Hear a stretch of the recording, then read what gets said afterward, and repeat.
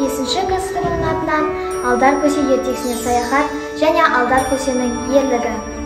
Ертеде Алдар көсе деген кедей өз есегінің үстінде әндетіп келе жатқан. Мен алдармын, сақалымда талдармын, сақалтығы мұртта жоқ шайтанды да алдармын. Сөйтіп, киіз үйдің ішінде жылап отырған екі қызға көзі түседі. Сіңілім, болды, жыламашы. Әпкетай, мен қалай жыламаймын? Егер де жақын арада байдың қаржысын өтемесек, адамымызды зынданға отырғызады ғой. Бір амалын табармыз. Ай, шырақтарым, неге жылап отырсыңдар? Қой, жыламаңдар. Аға, айтыңызшы, мені тыңдамады. Мен қалай жыламаймын? Егер де жақын арада байдың қаржысын өтемесек, адамымызды зынданға отырғызамыз дейді. Қой, жылама, шешілмейтін іс болмайды. Барлығы шешіледі, жыламаңдар.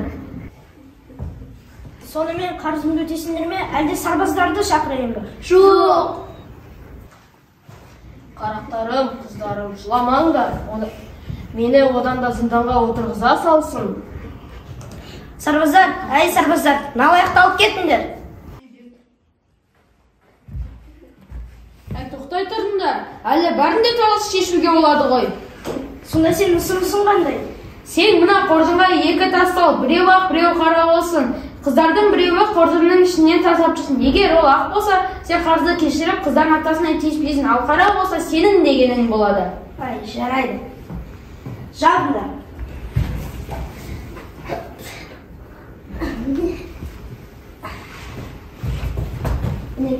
Сіңілім, қастасын алып. Жарайды, менің бірісің, біздің тағдырымызды шешсін. Бізде басқа амалда жоқ қой. Міне.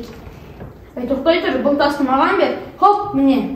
Әй, оңбаған, тасты неге лақтырдың? Ай, бәйеке, не болды? Екінші тасқа қарап, бірінші тастың қандай болғанын көре аламыз ғой. Мына тас қара екен, демек алдыңғысы ақ болғаны ғой. Жоқ, алдыңғысы қара болды. Мен екі қара тас салдым. Ойбай, өтірікші. Демек сен мына қоржынға екі қара тас салдың ғой. Жоқ, сендердің дәлелдерің жоқ. Міне дәлел, мен бірінші тасты лақтырғандай болдым, бірақ лақтырмадым. Біз сізді алып кетуге мәжбүрміз.